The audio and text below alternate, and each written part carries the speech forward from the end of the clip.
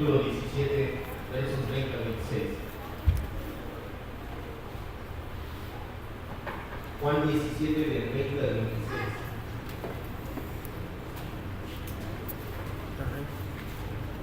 Hoy terminamos el capítulo 17 del Evangelio de Juan, de que hay su separador. Nos vamos a estar moviendo en otras citas. Hoy terminamos este capítulo y a partir de la próxima semana comenzamos ya no tanto al Evangelio de Juan, aunque va a ser nuestra base, nuestra columna vertebral, pero lo que voy a hacer es una armonía de los evangelios. Vamos a ir armonizando los evangelios. Los 4 evangelios no se contradicen entre ellos, se complementan, se armonizan.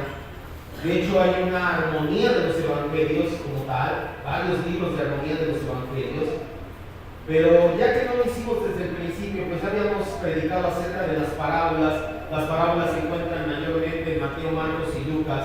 Lo quise dejar para los hechos redentores exclusivamente: el arresto, la pasión, crucifixión, muerte y resurrección del Señor Jesucristo. Todo eso sí lo vamos a ver en armonía con los últimos capítulos de Mateo, con los últimos capítulos de Marcos y con los últimos capítulos de Lucas, para que tengamos una perspectiva general acerca de los últimos hechos redentores. ¿Por qué le llamamos los últimos hechos redentores? Porque a partir de su ascensión a los cielos deja de ser el Cristo de humillado, con la condición de humillación, y a partir de ese momento hasta la fecha es el Cristo glorificado. Su condición es glorificada ya. Juan 17, del 20 al 26. Dice la Escritura así: mas no ruego solamente por estos discípulos que tengo aquí, Padre. Acuérdense, es la oración de Jesús al Padre. Sino también ruego por todos los que han de creer en mí por la palabra que ellos van a llevar, para que todos sean uno, como tú, oh Padre, en mí y yo en ti, que también ellos sean uno en nosotros, para que el mundo crea que tú me enviaste. La gloria que me diste, yo les he dado, para que sean uno, así como nosotros somos uno, yo en ellos y tú en mí, para que sean perfectos en unidad, para que el mundo conozca que tú me enviaste y que los has amado a ellos como también me has amado a mí. Padre, aquellos que me has dado, quiero que donde yo estoy, también ellos estén conmigo, para que vean mi gloria que me has dado, porque me has amado desde antes de que el mundo fuera creado. Padre justo, el mundo no te ha conocido, pero yo te he conocido, y estos han conocido que tú me enviaste. Y les he dado a conocer tu nombre, y lo daré a conocer aún, para que el amor con que me has amado esté en ellos, y yo esté en ellos. Vamos a orar, cierre sus ojos, con el propósito de concentrarse, cierre sus ojos con el propósito de verdad meterse en la enseñanza del día de hoy. Ponga todo lo que puede poner usted de su parte. Recuerden, somos copartícipes. Dios no nos borra de la ecuación. Tenemos un lugar muy bien definido, y así como para orar necesitamos de nuestra parte también para recibir la palabra. Dios, le rogamos, Espíritu Santo, que ponga el querer como el hacer en nuestro corazón de recibir bien esta palabra, que tengamos la intención, que tengamos el propósito, que tengamos la mente puesta en recibir esta palabra, que nuestro corazón sea tierra fértil, Señor, que la palabra que es la semilla caiga en esa tierra fértil y dé fruto al cielo. Por nuestra oración. Padre maravilloso, te damos gracias porque reconocemos que no merecemos esta palabra, reconocemos que no somos mejor que nadie. La semana pasada lo entendimos más a fondo, y aún así tú nos permites escudriñar y llenarnos de esta tu maravillosa y sana doctrina. Gracias, Padre, en el nombre de Cristo Jesús. Amén. El día de hoy terminamos este capítulo, como les decía hace un momento. Ya vimos el principio a final de este capítulo. Es la oración de Jesús al cielo. Jesús levanta sus ojos a los cielos para elevar una oración que es conocida como la oración sumo sacerdotal. Con ella es que da inicio a su oficio como nuestro representante ante Dios. Él es nuestro mediador y son sus méritos redentores. ¿Cuáles son esos méritos redentores? Su obediencia perfecta, su sacrificio en la cruz y su sangre derramada, los que nos hacen aceptables delante de Dios. La primera parte de la oración de Jesús es una introducción y la vimos. En ella Jesús destaca la importancia de conocer a Dios. Tal es la importancia de conocer a Dios que Jesús dice: Padre, que te conozcan a ti y a mí. Esa es la vida eterna. Después, en la segunda parte, Jesús dirige su oración, ahora sí netamente a la labor intercesora. Presenta a sus discípulos que en ese momento se encontraban azotados, en ese momento se encontraban abatidos, débiles en la fe. Jesús los presenta ante su Padre como si la obra ya hubiera terminado en ellos. Jesús sabe perfectamente que así será. Lo que Él empieza, Él siempre lo termina, y es otra garantía más de nuestra seguridad eterna. Pero no ha terminado su plegaria todavía el Señor. El Señor continúa orando y Él proclama, y lo vimos la semana pasada, que la verdad se vuelva una realidad latente en los suyos. Él dice: santifícalos en tu verdad, tu palabra es verdad. Esas fueron las palabras exactas. Sabe perfectamente el Señor que no solamente es información teológica en las mentes lo que necesitamos, sino que ese conocimiento ha de bajar al corazón del hombre y producir un fruto que es el carácter de Cristo. Si tú tienes conocimiento pero no baja, no tienes nada, lo dice en muchas ocasiones la Escritura.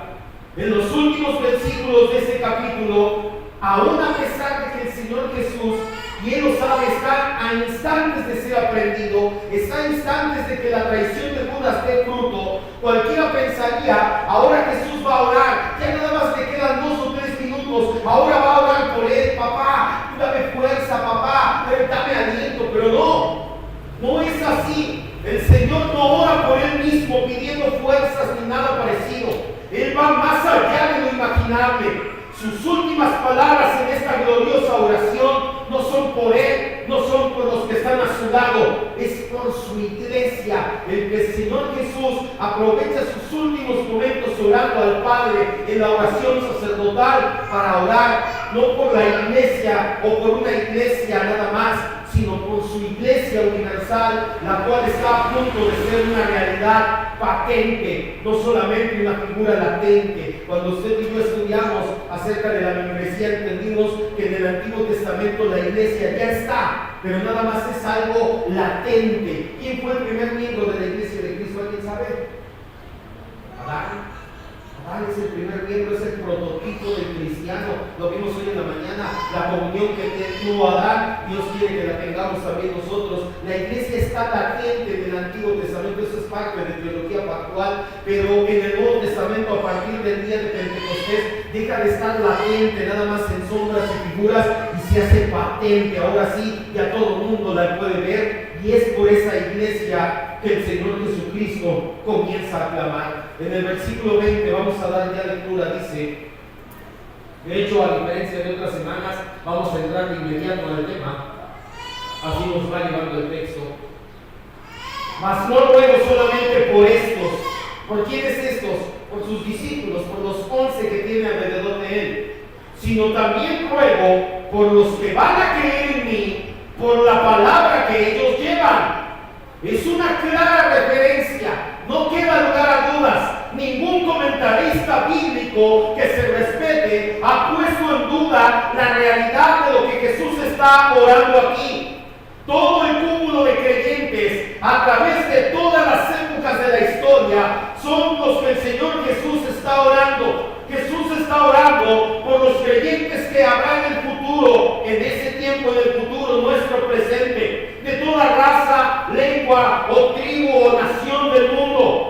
Es bien sabido que con ese puñado de hombres, con esos 11 hombres, más uno más que se añade un par de años después, el apóstol Pablo, nuestro Señor Jesucristo, por medio del Espíritu Santo en ellos, trastornó todo el mundo conocido de forma tal que el imperio romano cayó desde sus cimientos. Lo que no pudieron hacer de fuera muchos imperios que quisieron conquistarlo, lo hizo el cristianismo desde adentro. Cuando el cristianismo impactó toda la sociedad conocida, todos los cristianos en Roma dijeron: no más paganismo, no más guerras, no más situaciones anti-cosmovisión de mi Dios, no vuelvo a comportarme así. ¿Y qué provocó? Lo sabían los cónsules romanos, dijeron: ¿sabes por qué se está cayendo el imperio? Por los cristianos.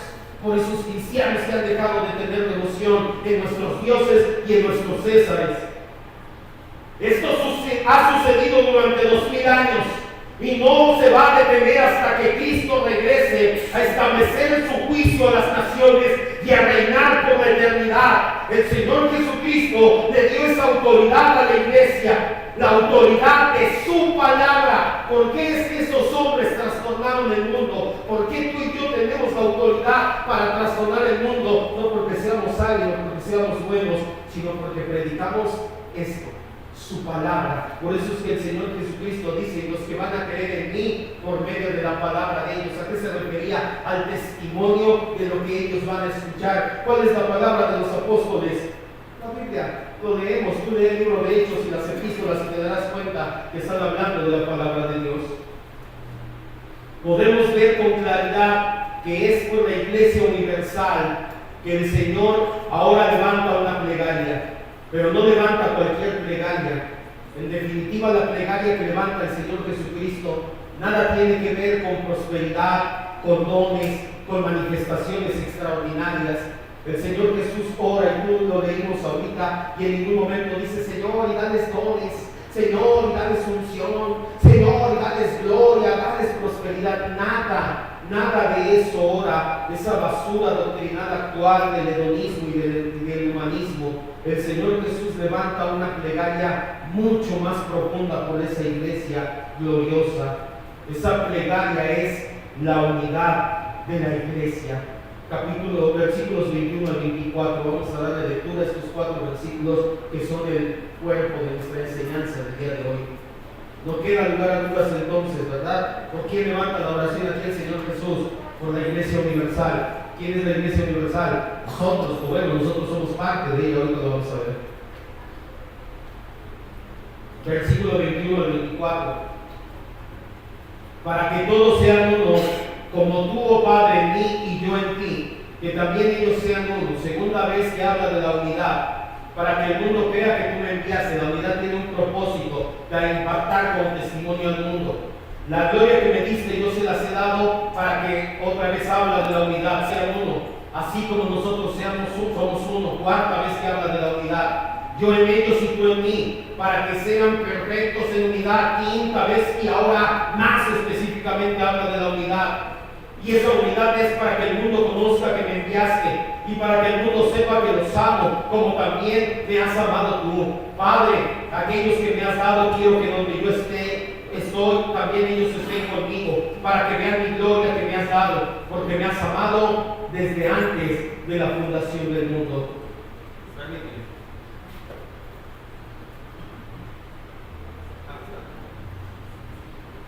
De repente me empieza a apretar el garete. En estos versículos, el Señor Jesús repite, sí, pero de una forma más clara e intensa, en alcance y profundidad, las palabras que había dicho en el versículo 11. Regresa a Juan 17:11, ahí mismo léelo conmigo. Dice: ya no estoy en el mundo, mas estos están en el mundo y yo voy a ti, Padre Santo, para que los que me has dado, guárdalos en tu nombre, para que sean uno, así como nosotros somos uno por extensión. Ya lo habíamos escudriñado la semana pasada, el versículo 11. Ya te había dicho que lo íbamos a recordar en esta semana.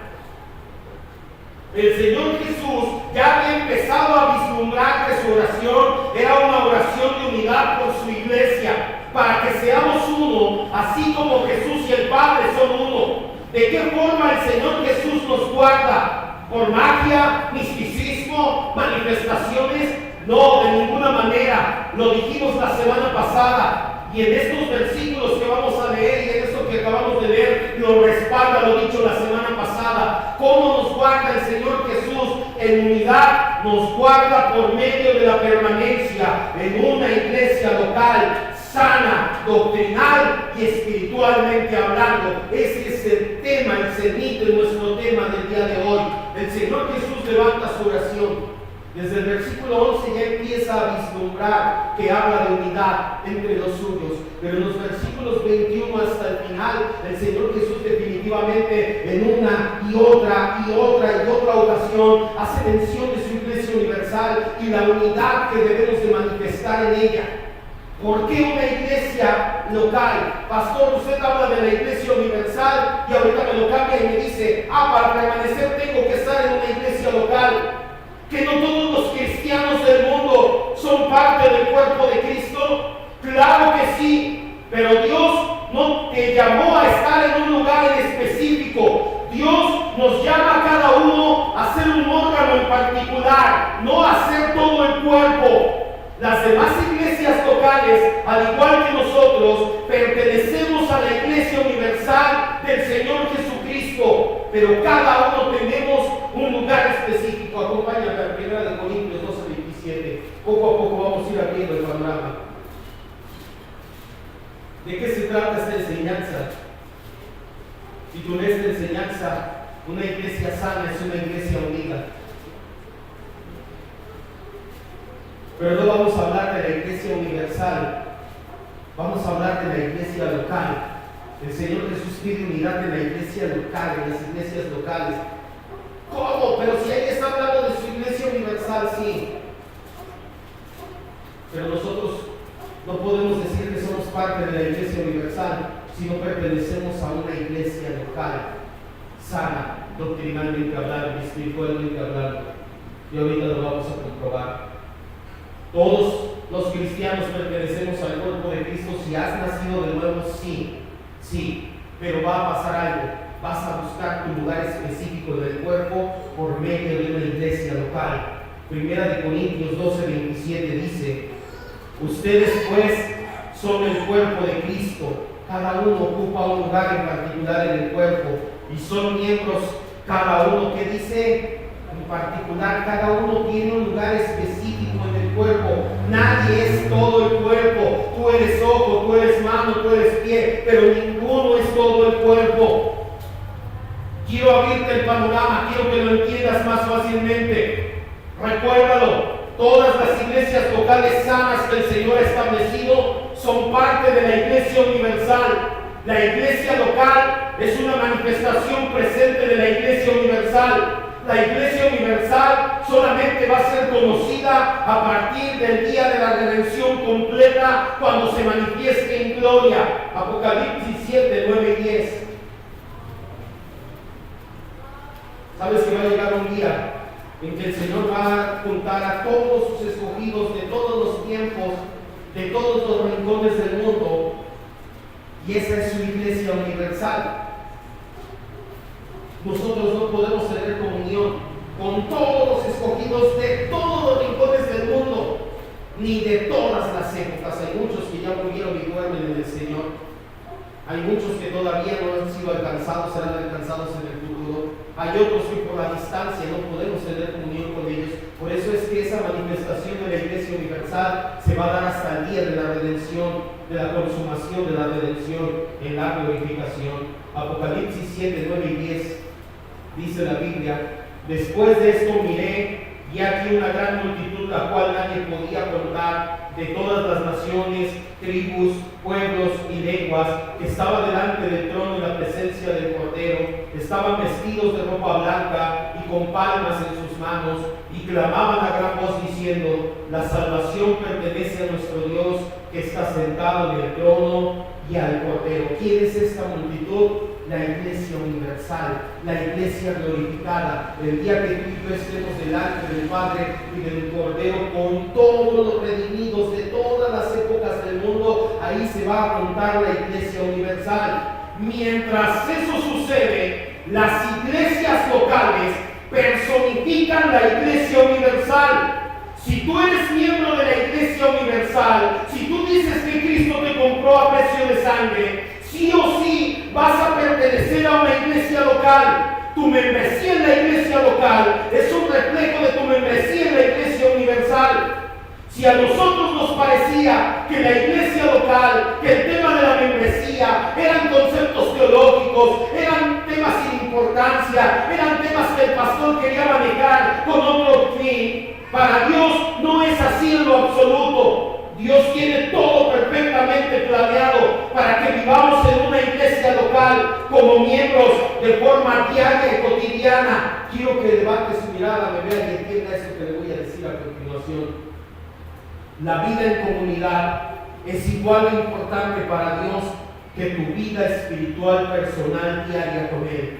Tú no puedes separar lo que veíamos hoy en la mañana, tu tiempo devocional con Dios, tu vida individual, tu permanencia en Cristo, de tu vida en comunidad con Dios. Son dos caras de la misma moneda. Si tú crees que únicamente con estudiar la Biblia, con tener devocional, con estar, ya lo hiciste, pero descuidas el lado de tu tiempo en comunidad con Dios, menosprecias la comunidad que Dios ha elegido para moldearte, llamada iglesia, tienes un cristianismo a medias nada más. El cristianismo bíblico es un cristianismo completo, es un cristianismo personal y es un cristianismo en comunidad al mismo tiempo. ¿Por qué es así? ¿Por qué a Dios le interesa la vida en comunidad también?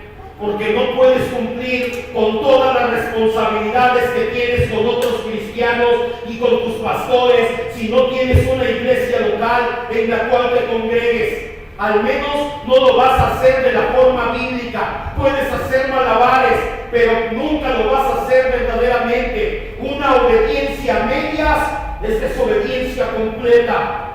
Lo mismo pasa conmigo como pastor. No puedo cumplir con mi tarea y responsabilidad como pastor si no tengo un rebaño local en el cual yo estoy pastoreando. ¿Por qué le digo esto? Porque actualmente hay muchos pastores, predicadores ambulantes, sobre todo con las redes sociales. Se dio un boom del 2010 para acá, que a cada rato me escriben y me preguntan: pastor, yo puedo ir a predicar a tu iglesia, ahorita ya menos con el tipo de posteo que pongo de sana doctrina, pero antes eran muchos los que me preguntaban: ¿puedo ir a predicar a tu iglesia? Claro, ¿de qué iglesia vienes? Es lo primero que preguntaba. No, yo pertenezco al cuerpo de Cristo. Ah, entonces no puedes venir. ¿Por qué? Porque no le rinde cuentas a nadie, no se sujeta a nadie, no está supervisado por nadie, entonces no pertenece al cuerpo de Cristo. Y ese tipo de personas vienen, se paran, hablan, dicen, previa ofrenda generosa obviamente, pero en realidad no tienen una iglesia local que los envíe, que los respalde, que los discipline si es necesario.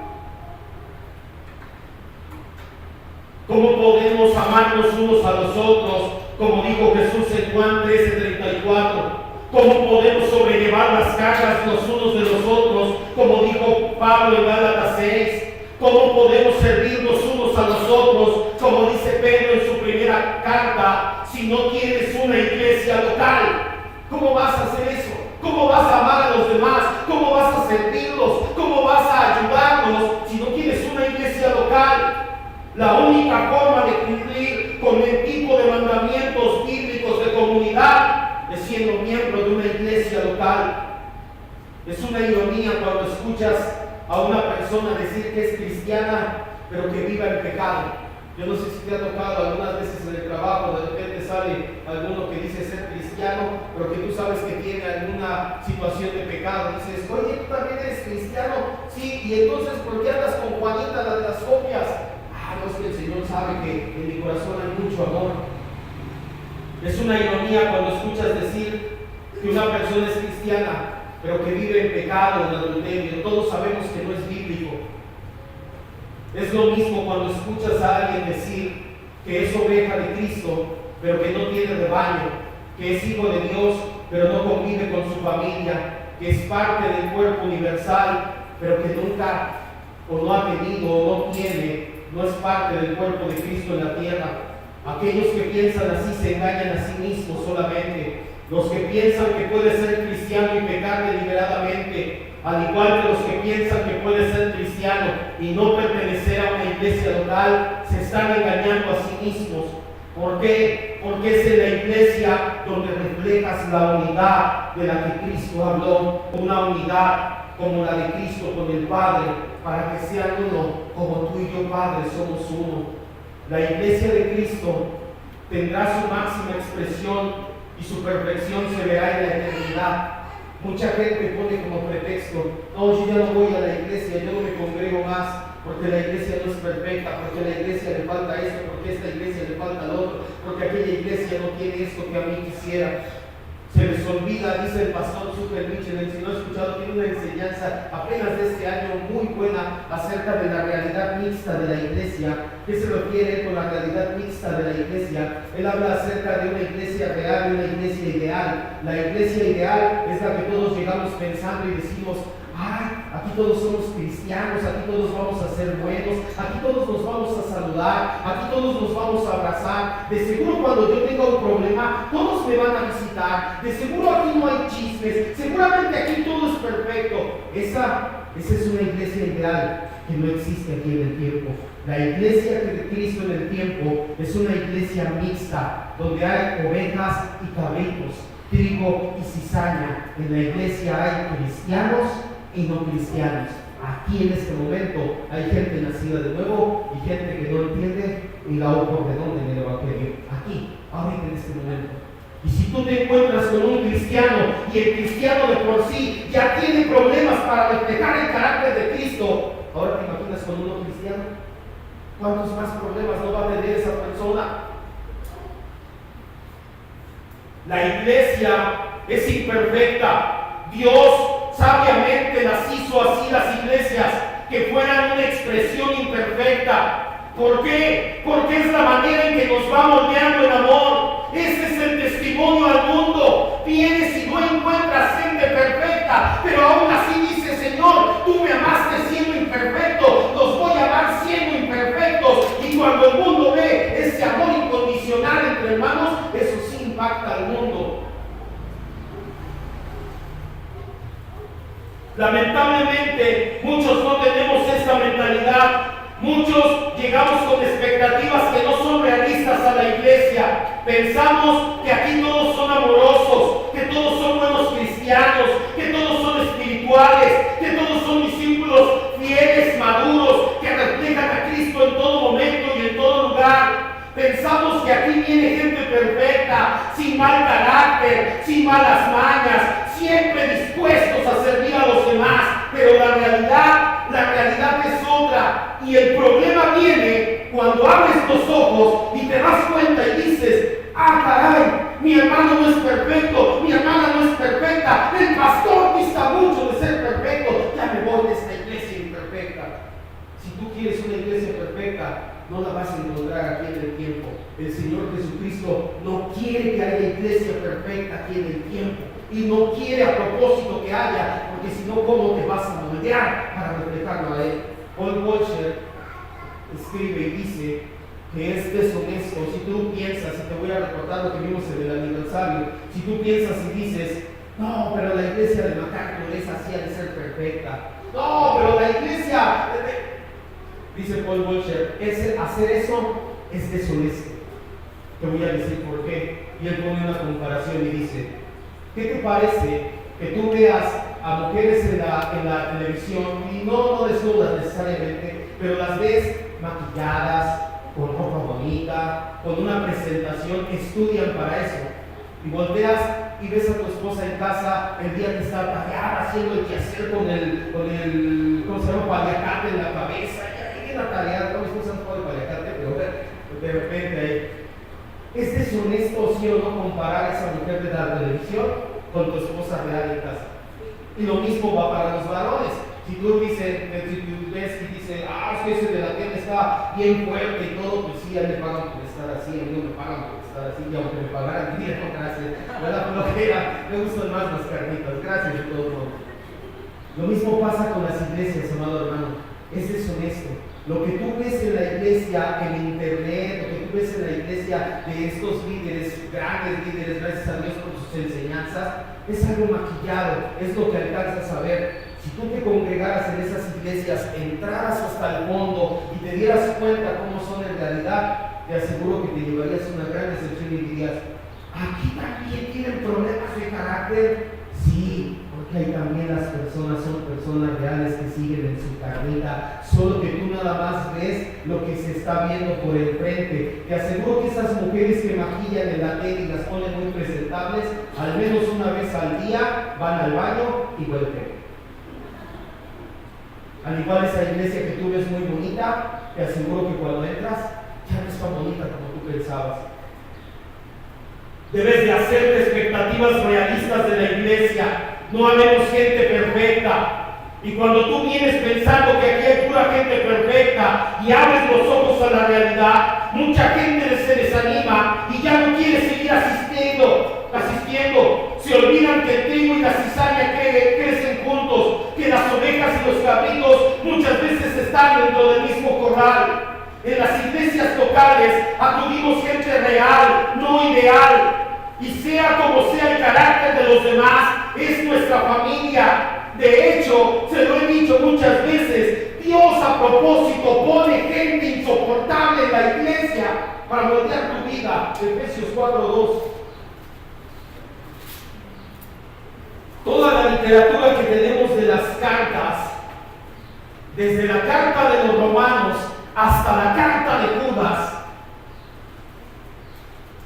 son cartas a iglesias o pastores de iglesias, porque había problemas en las iglesias. Es que yo quisiera una iglesia lo más apegada al modelo bíblico. Entonces tienes que entender que quieres una iglesia con problemas, con imperfecciones y con todo tipo de peligros, de lobos, de todo tipo de herejías. Esa es la iglesia bíblica. Si no, entonces ¿por qué Pablo, por qué Pedro, por qué Judas, por qué Santiago escribieron sus cartas? Leen sus cartas y les dice: hermanos, oigo que hay problemas entre ustedes y los creo. Hermanos, la cena no se hace así. Hijos míos, los amonesto. Leen las cartas y te darás cuenta que la iglesia primera era una iglesia imperfecta, más no poder. Efesios 4:2 dice: con toda humildad y mansedumbre, sopórtense en paciencia los unos a los otros. Y tiene un pasaje paralelo en Colosenses 3, luego vas y lo lees 21, donde dice: soportándose en amor unos a otros. Pablo entendía perfectamente lo que te estoy diciendo. Dios a propósito pone en las iglesias gente difícil de tratar, porque quiere que reflejes el carácter de Cristo. Cuando nos llevemos desilusiones en la iglesia, cuando Dios, quiero que me vea y entienda esto que le estoy diciendo, cuando Dios quite la venda de inmadurez de tus ojos y empieces a ver la realidad de cómo es la gente en la iglesia, aprovecha eso para madurar. Quiere decir que la inmadurez de tu vida está quedando atrás. Quiere decir que está cayendo la venda de tus ojos de la iglesia ideal. Quiere decir que tienes la oportunidad de amar como Dios ama, como te amó Dios, a pesar de cómo eres. Ya me di cuenta que el hermano es... ya te diste cuenta. ¿Qué sigue? Ámalo, acéptalo, porque Dios te amó y te aceptó así como tú eres, y no me vas a decir que eres un dictador. ¿O sí?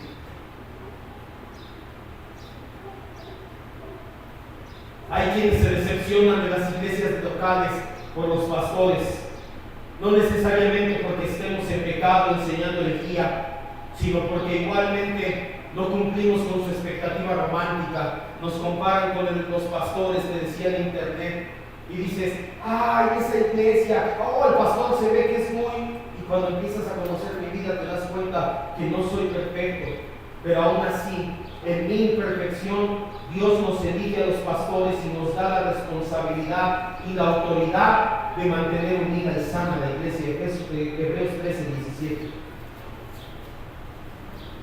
Hebreos 13:17. No, es que la iglesia está bien, el pastor es el que de verdad... ¿Sabes qué decía Charles Spurgeon? Cuando te hablen mal de mí, cuando hablan mal de mí, quisieran que fuera yo lo que dicen. Soy peor. Estás hablando mal de mí y dices que si vieras cómo soy, papacito, cuando nadie me ve, también pego, también me enojo, también mi carácter, también Dios me está moldeando. Si alguien habla mal de mí, ni siquiera se imagina, dice Spurgeon, dale gracias, porque no está hablando de seguro ni la mitad de lo que eres malo en realidad.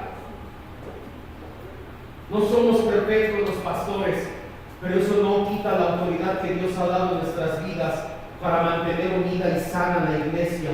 Hebreos 13:17. Quiero que lo lea usted. ¿Qué dice? No, todos juntos. ¿Qué dice? Si ellos se portan bien y son perfectos. ¿Cómo dice? Obedece a tus pastores y sujétate a ellos, porque ellos velan por tus almas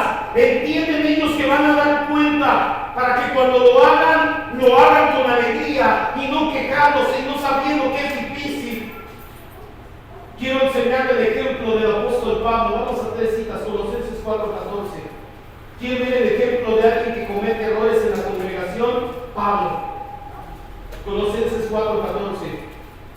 Filemón 24 y 2 de Timoteo 4:10. Pero vamos por parte. Colosenses 4:14. Sujétate a tus pastores, obedécelos, dice la Biblia. No, pero es que él no es mi pastor. Te voy a decir lo que le dijo el apóstol Pablo a los corintios. Si para otros no soy apóstol, dijo Corinto Pablo, para ustedes lo soy. Ustedes son mi sello en el apostolado, les dijo Pablo. Quiero que levante su mirada y me vea. Si para otros no soy pastor, si en otras iglesias otras personas dicen que no soy pastor, para ustedes, amado hermano, si lo soy. Ustedes son el sello de mi pastorado. Porque hay gente que lleva 2, 3, 4, 5 años comiendo aquí de lo que Dios me da, no es mío, de lo que Dios me da para que usted se alimente. Entonces, si para otro no soy pastor, gloria a Dios, pero si usted está aquí y se alimenta cada 8 días, le tengo una noticia: soy su pastor. ¿Fallo? Sí, fallo muchas veces. Colosenses 4:14 dice: te saludan Lucas, el médico amado, y Demas. Primera mención que se hace de Demas. Vamos a Filemón 24.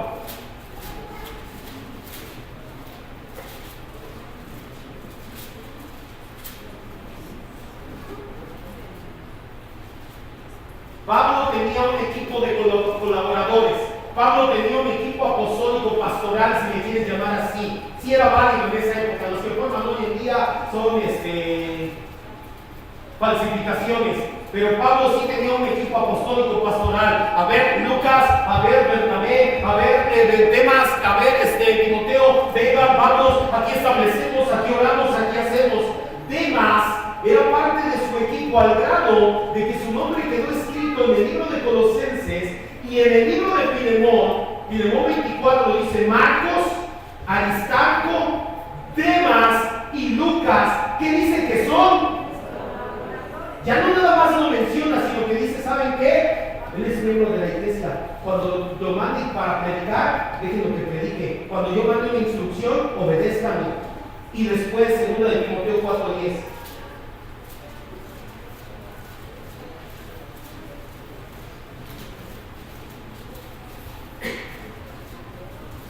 Segunda de Timoteo 4:10. ¿Ya lo tenemos? Porque Demas me ha desamparado, amando este mundo, se ha ido a Tesalónica. Hasta ahí nada más, lo demás ya no nos interesa para este tema. Pablo, el apóstol elegido por Cristo resucitado, fundador de iglesias en 2 continentes, escritor de la mitad del Nuevo Testamento, cometió un error. Cometió el error de nombrar a Demas como parte de su equipo pastoral íntimo. ¿Y qué hizo Demas? ¿Cómo correspondió? Abandonando a Pablo en su segundo periodo en prisión. Las primeras cartas Pablo le escribe cuando está de viaje, la de Colosenses. La de Filemón Pablo le escribe la primera vez que está en la cárcel. La segunda de Timoteo Pablo le escribe la segunda vez que está en la cárcel. Y la segunda vez que está en la cárcel, Demas definitivamente dice: ya estuvo. O sea, siempre te van a encarcelar, Pablo. Mira, yo vivo aquí y además aquí tengo un negocio y bueno, ¿y qué hizo Demas? Pablo lo presentó como miembro de la iglesia, como parte de su equipo pastoral, como colaborador suyo. Y Demas dijo: yo ya no quiero venir a la iglesia. Gracias. Demas abandonó a Pablo en su segundo periodo de cárcel. Fue en pos de sus intereses mundanos. Muchos se preguntan: ¿acaso el Espíritu Santo no pudo advertirle a Pablo acerca de Demas? Señor, voy a escoger mi equipo pastoral, me imagino a Pablo orando, tengo a tal y a tal, Señor, tú indícame. No, a Demas no. ¿A Demas o a los demás? Ya no entendí, Señor. ¿Qué no pudo haber hecho eso el Espíritu Santo? Sí pudo haberlo hecho. Claro que pudo hacerlo. No lo quiso hacer con el fin de mostrar que el liderazgo en la congregación no es ni nunca será perfecto. Lo hizo con el fin de demostrar que cometemos equivocaciones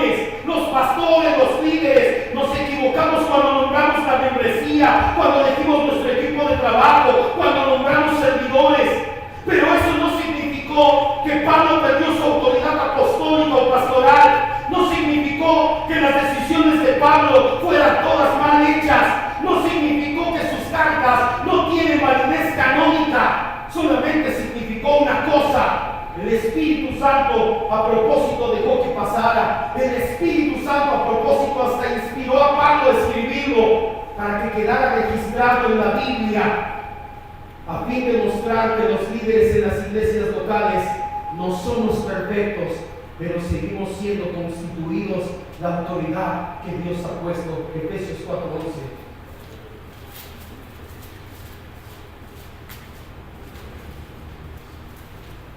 ¿Por qué estamos hablando de esto?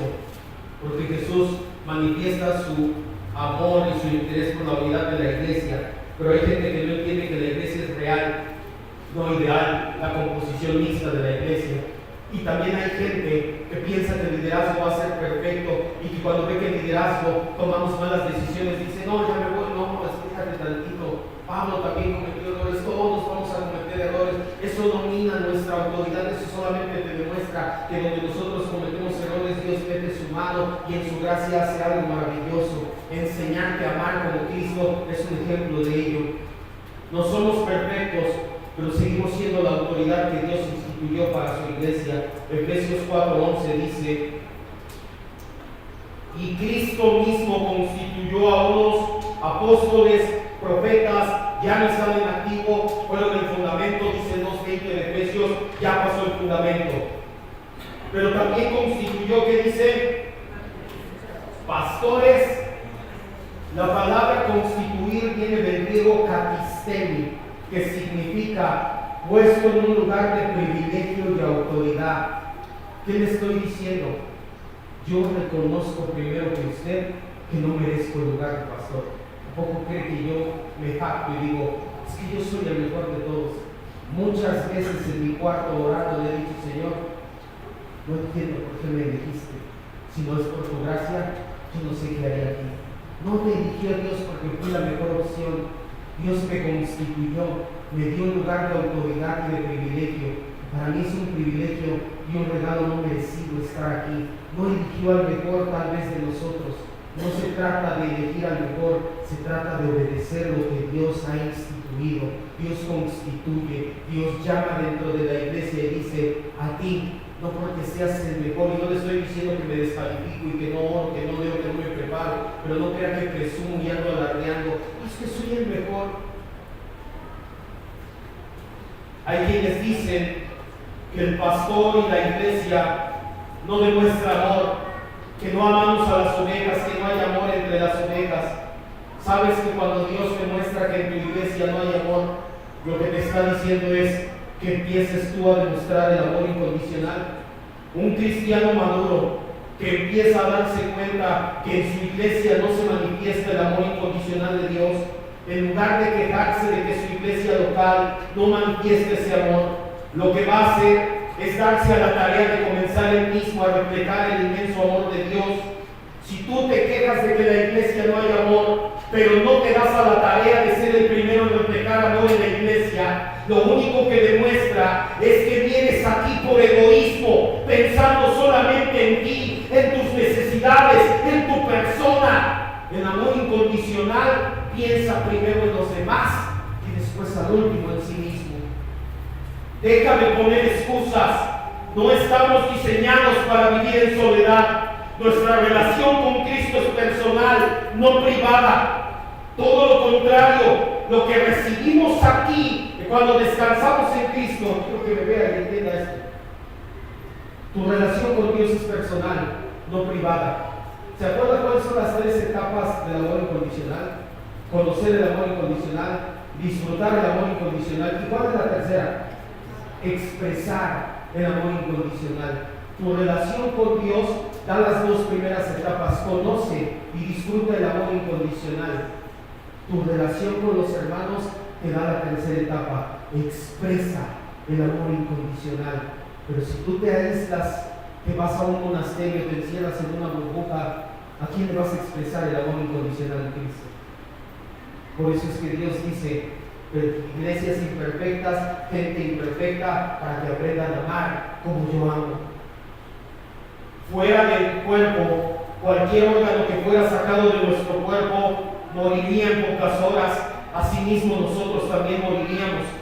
Pasa lo mismo, si no formas parte de un cuerpo local, te empiezas a marchitar espiritualmente. Por eso es que muchas veces te sientes mal, andas triste, no tienes sentido de pertenencia, porque no tienes una iglesia local y no te has adherido y sujetado a ella. No estás ligado verdaderamente al cuerpo como deberías. Si un órgano de tu cuerpo es cortado, morirías y tú te desangrarías. No pueden existir los órganos aislados. Tú no vas y dices, que tienes en tu casa, en una vitrina, y dices, ¿qué es eso que tienes en el alcohol ahí? Mi hígado. ¿Tu hígado? Sí, es que como que me quería dar cirrosis, lo saqué. Caray, o es parte del cuerpo, no lo es, no puede vivir así. ¿Por qué te digo esto? ¿Quieres saber un síntoma de que te estás enfriando? Empiezas a asistir irregularmente a los servicios. Mucho ojo, amado hermano. Cuando para ti el servicio el día domingo no es lo primordial, el día del Señor no es lo más importante para ti congregarte con tus demás hermanos, lo empiezas a relegar, empiezas a poner más y más peros y autojustificaciones, aguas, estás a un paso de ser nada más un hígado de una vitrina en tu casa. La iglesia es la parte vital del plan de Dios en el mundo. Jesús mismo lo dijo, ni las puertas del Hades prevalecerán contra la iglesia. En otras palabras, la verdadera iglesia de Jesucristo es indestructible, va a permanecer por la eternidad y nosotros juntamente con ella, si somos parte de ella. Por eso es que aquellos que dicen, yo no necesito la iglesia para madurar, yo no necesito una iglesia para sostenerme, yo no necesito una iglesia para crecer, solamente demuestran uno de dos extremos, o su enorme arrogancia o su gran ignorancia. ¿De qué es tan arrogante para no necesitar una iglesia local, iglesia por la cual Cristo murió? ¿Te crees tan bueno? O eres muy ignorante y no lo sabías, pero el día de hoy ya lo sabes. Si tú crees que no necesitas una iglesia local en la cual congregarte, estás cayendo en una de dos, arrogancia o ignorancia. La Biblia le llama a la iglesia la esposa de Cristo. Imagínate que llegas con Cristo y le dices te amo, pero tu esposa nunca me agradó. A ti te acepto, pero a tu esposa la rechazo. Tristemente muchos hacen lo mismo. Usan la iglesia pero no la aman. Vienen a sentirse bien, vienen a ser bendecidos, vienen a ser llenados, vienen a que los demás les sirvan, pero ellos no quieren servir, no quieren dar, no procuran porque su iglesia esté bien, no solamente en lo material, sobre todo estoy hablando y lo quiero llevar, y ese es el servicio de nuestra enseñanza. No buscan que haya unidad verdaderamente en la iglesia, no velan por el bien supremo del cuerpo de Cristo llamado su iglesia local. Mucha gente quiere usar la iglesia, pero no la ama, porque no procura la unidad dentro de la iglesia en la que se congrega. La cultura de nuestra actualidad promueve hasta el cansancio el individualismo, te promueve independencia total. La cultura actual te dice, tú sé independiente, tú sé individual. La iglesia ha tomado ese tipo, o la cosmovisión de muchos cristianos ha absorbido ese tipo de pensamientos y ha dado como resultado huérfanos espirituales. Ese tipo de huérfano espiritual es el que salta de iglesia en iglesia bajo el falso argumento de que todas las iglesias son de Cristo. Falso. Sobre todo en estos tiempos de apostasía, cada vez es más difícil encontrar una iglesia local sana. Este tipo de personas no quiere entregar cuentas a nadie. Se les olvida que el mismo apóstol Pablo entregaba cuentas a la iglesia de Jerusalén. Nunca llegarás, dice el pastor Héctor Bustamante, nunca llegarás a ser un cristiano maduro si no perteneces a una iglesia local con pastores, predicación, comunión, ordenanzas y disciplina bíblica. No importa cuántos videos veas en internet, no importa cuánto tuitees o cuánto veas en tu Facebook, si tú no te congregas en una iglesia local con este tipo de características, nunca serás un cristiano maduro. Por eso es que el Señor Jesús, solo momentos antes de ser entregado a su muerte, la muerte de cruz, le elevó una oración por su iglesia, por la unidad de su iglesia. Él termina diciendo versículos 25 y 26 de San Juan: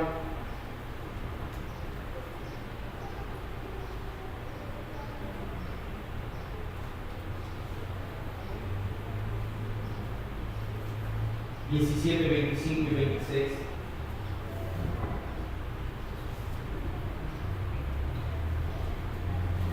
Cuando Pablo se despide de los Efesios en Hechos 20, se hinca con ellos a orar en la playa y les dice: no me he negado a enseñarles todo el consejo de Dios. ¿Por qué le digo esto? Porque es parte de lo que hay que enseñar. Si usted cree que yo estoy aquí arriba y hay gente que piense y diga: nada más está, lo dice. Es todo el consejo de Dios y yo estoy llamado a enseñar todo el consejo de Dios. Y no es casualidad que se dé esta parte de la escritura justo en este momento. Y si usted cree que es casualidad, quite esa palabra de su vocabulario. No hay casualidades, hay providencia y hay soberanía de Dios. Versículos 25 y 26 termina el Señor Jesús su oración sumo sacerdotal diciendo: Padre justo, el mundo no te ha conocido, pero yo te he conocido. Y estos, hablando de sus discípulos ahí, nosotros por extensión, han conocido que tú me enviaste. Yo les he dado a conocer tu nombre, lo daré a conocer aún más, para que el amor con que me has amado esté en ellos y yo también esté en ellos. Ha concluido el tiempo de juegos en el versículo 25 y 26. Ahora lo que leemos en estos versículos es el final de su oración, pero es el fundamento de toda su oración. Es el fundamento de su argumento. Y hasta un poco más. En estas últimas palabras se respira la fuerte confianza de Jesús en su Padre. Por eso es que él termina diciendo: Padre justo. Sabe que Dios es justo, sabe que su justicia permanece para siempre. Jesús sabe que lo que el Padre prometió en el pacto intertrinitario en la eternidad pasada, glorificar la obra de la cruz y aplicar esos méritos a los elegidos, lo va a cumplir, porque su Padre es fiel y justo. Aunque el mundo no te ha conocido, sin embargo, yo sí te he conocido, y estos han conocido que tú me enviaste, dice Jesús. Este es un clamor del Señor. Sabe que ha llegado el momento en que sus discípulos lo reconocerán como el Hijo de Dios, como el enviado por su Padre para redimirlos. El Señor termina en el versículo 26, ligando todo a la ortodoxia, a la ortopraxis y la ortopatía. Él dice: les he dado a conocer tu nombre y lo conocerán aún más. Les habla de la verdad, de la ortodoxia, del conocimiento de Dios, para que el amor que me has dado esté en ellos y yo esté en ellos. Ahora les habla de los sentimientos y la vida. Traducción del Señor Jesucristo termina diciendo: Padre, quiero que mi iglesia sea una iglesia que viva en verdadero equilibrio entre lo que sabe, lo que vive y lo que siente, que sea una iglesia unida. Quiero que cierres tus ojos y vamos a terminar ya. Quiero que nada más platicar nada más. Bajito.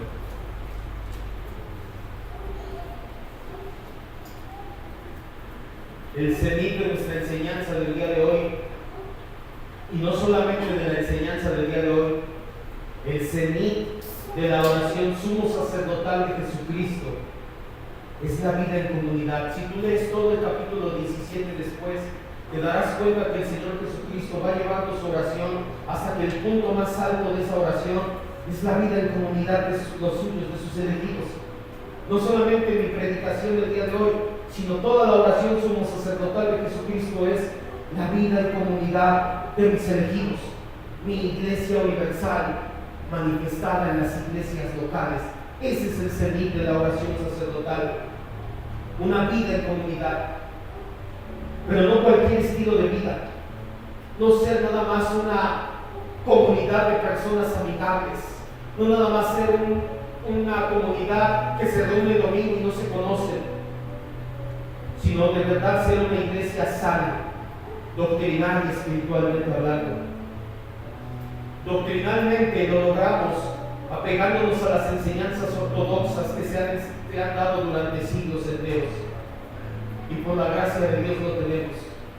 Nos apegamos a enseñanzas que llevan siglos, 20 siglos dándose y que se han ido sistematizando a lo largo de la historia. Pero emocionalmente, espiritualmente, ¿cómo se da una iglesia sana espiritualmente? Siendo una iglesia unida. No hay más. No es casualidad, te decía, que esta enseñanza haya llegado justo en este tiempo que nuestra congregación más la necesita. Por el contrario, es el complemento perfecto a lo que el Señor está llevando a cabo dentro de su iglesia remanente escogida. El Señor clama que seamos una iglesia unida. Lo quiere para todas sus iglesias, pero este tiempo es específico para nosotros, hermanos. Deja de pensar solamente de forma individual, empieza a pensar de manera colectiva. Piensa en la iglesia del Señor, en la cual Él nos permite congregarnos, alimentarnos, adorar juntos, crecer, madurar, servir, amar en comunidad. Empieza a ver la iglesia como Él la ve, sí con imperfecciones, pero con todo el corazón lleno de amor. Cuando vimos las 7 etapas de la salvación, entendimos que Cristo nos amó a pesar de que nos conoció, y se aplica lo mismo para su iglesia. Él sabía lo que íbamos a hacer como iglesia, Él sabía el carácter de iglesia, Él sabía todo lo que íbamos a pasar como iglesia, y aún así Él ama esta y su iglesia universal. Gracias, Dios. Es tiempo de que empecemos a velar por la unidad de nuestra iglesia. Dicen, es tiempo de ponerte la camiseta, dicen por ahí, de que empieces a ver por los demás antes de por tus propios intereses. Es tiempo de que la defiendas, de que la cuides, de que la amas, de que proveas para que se sostenga en todo sentido. Dios nos ha bendecido con una iglesia local sana doctrinalmente. Procura entonces que también sea sana espiritualmente. Fomenta la unidad en esta congregación, amado hermano. No todos tienen la dicha y la bendición de tener una iglesia local sana cerca de casa, de la cual ser alimentados. Y ya te entendiste hoy, pero somos muy imperfectos. Así lo quiere Cristo, para moldear tu vida, tu corazón y tu carácter. Procura, fomenta la unidad. No aceptes argumentos en contra de nuestra iglesia. No des coba a que la menosprecien. Es como si yo hablara mal de tu esposa, pero te dijera, pero ¿quién está aquí contigo? Adáptate a la liturgia que tenemos aquí. Cuida las espaldas de tus hermanos y hermanas. Cuida mis espaldas. Aléjate de los chismes. Acepta a todos por igual. Procura la reconciliación con todos y confía que Dios ha capacitado el liderazgo que ha puesto para pastorearnos. Porque mucha gente no confía en mí. No te pido que confíes en mí como pastor. Te digo, confía en Dios, que Dios instituyó y constituyó un pastor para esta congregación. No confíes en mí. Confía en que Dios me ha constituido pastor y me ha capacitado para desarrollar mi labor. Vete de aquí el día de hoy, amado hermano, entendiendo que una iglesia sana espiritualmente es una iglesia unida en la práctica. Por eso es que promovemos la comunión al terminar el servicio, nos quedamos a comer algunas veces al mes. Por eso es que es importante que cuidemos que no hablen mal de nuestra iglesia. Por eso es que te digo que ya no entres nunca más en chismes. Procura el bien de tu iglesia, amado hermano. Procura que seamos una iglesia sana. Si eres perspicaz, a la luz de todo lo que acabo de predicar el día de hoy, te darás cuenta por qué tomamos las decisiones que tomamos. Porque hay que preservar el bien y la sanidad espiritual de nuestra iglesia. Iglesia por la cual el Señor Jesucristo entregó su vida. Una iglesia que Él ha levantado, una iglesia que Él sostiene. No somos la única iglesia local sana en los alrededores, hay más iglesias. Pero si tú estás aquí, si tú has decidido quedarte aquí después de lo que platicamos, si tú dices que quiero congregar y sujetar al liderazgo y a la iglesia local llamada remanente escogido, hazlo verdaderamente, hazlo bajo el entendimiento de lo que te acabo de predicar el día de hoy. Que lo que más quiere el Señor Jesucristo es que haya unidad en su iglesia, porque es la manera en que reflejamos la unidad del Padre con el Hijo. Una unidad perfecta es la que clama el Señor Jesucristo.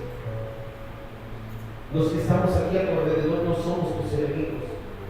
Si tú crees que el que está aquí es tu enemigo, estás peleando la batalla equivocada, dice el pastor Miguel Núñez. El que está a tu lado, a tu izquierda, a tu derecha, no es tu enemigo. Ámalo, perdónalo, ora por su vida. Los demás cristianos jamás serán nuestros enemigos.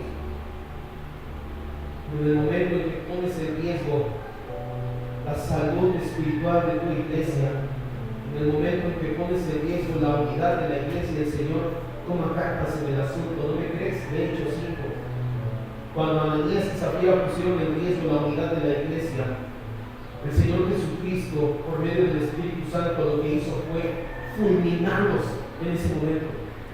No les dio tiempo para que se justificaran, para que hablaran, para que... El Espíritu Santo sabía perfectamente lo que estaba en riesgo, la unidad de la iglesia. Si cada quien pensaba que podía hacer lo que quería, si cada quien pensaba que podía mentirle al liderazgo y hacer lo que le diera la gana, como Ananías y Zafira, la iglesia se iba a desperdigar. Por eso es que el Espíritu Santo toma la sabia decisión y dice: cuando mi iglesia peligra la unidad, las acciones son inmediatas. Procura la unidad de nuestra iglesia. Una iglesia sana es una iglesia unida. Cierra tus ojos y vamos a orar. Vamos a decirle: Señor, primeramente te agradecemos porque nos das una iglesia en la cual congregarnos. Hay gente que tiene este deseo. Yo mismo puedo darte, Señor, mucha gente que me escribe en internet de diferentes rincones del país, de diferentes rincones del mundo mismo, que no tienen iglesias locales sanas a menos de 2 o 3 horas de distancia y que anhelan una iglesia local sana. Nosotros que la tenemos, Señor, ayúdanos a valorar verdaderamente, a decir gracias, Señor, porque no se predica del ser humano, no ponemos al hombre en el centro de todo, se pone a Cristo y a lo que Él más quiere, que es su iglesia. Por algo, el Señor Jesucristo, por esa iglesia unida. En segundo lugar, Señor, enséñanos a sujetarnos y a someternos al liderazgo de la iglesia y a la iglesia misma. A mí mismo, Señor, te ruego que me ayudes y me lleves a seguir sujeto a los lineamientos que tenemos como iglesia. Yo no estoy exento de ellos, todo lo contrario. Yo entiendo que soy el primer y mayor ejemplo a la vista de mis hermanos. Te pido las oraciones de mis hermanos y hermanas, Señor, para que sigas guiando mi vida, sigas guiando tu vida, Señor. Te pedimos que levantes pastores y ancianos en esta congregación, porque no es una carga que he de llevar yo solo. Te pedimos que nos lleves a seguir siendo siempre una iglesia bíblica, sana, doctrinal y espiritualmente hablando. Te agradecemos por tener esta bendición, una iglesia local sana. Si bien algunos vienen de aquí a más de 1 hora de distancia, la mayoría de aquí la tenemos a minutos caminando. Te agradecemos esa bendición. Te agradecemos por ponernos aquí. Te agradecemos porque no pusiste gente perfecta para moldear nuestras vidas y nuestro carácter. Te pedimos que nos ayudes a amarlos y que seas tú a través de nosotros amando incondicionalmente a nuestros hermanos imperfectos, y que abras nuestros ojos, porque la mayoría de las veces somos nosotros los imperfectos, somos nosotros los difíciles de amar. Gracias, maravilloso Dios. Gracias por nuestra iglesia local permanente escogido. Gracias por tu palabra que es viva y eficaz. Gracias por el liderazgo que has puesto en esta iglesia. Gracias porque nos has sostenido durante 4 años, y el tiempo que tú nos quieras sostener es por tu gracia y para tu gloria, Señor Jesús. Gracias. En el nombre de Jesucristo decimos amén, Dios. Quiero una iglesia sana, cuide que siga así.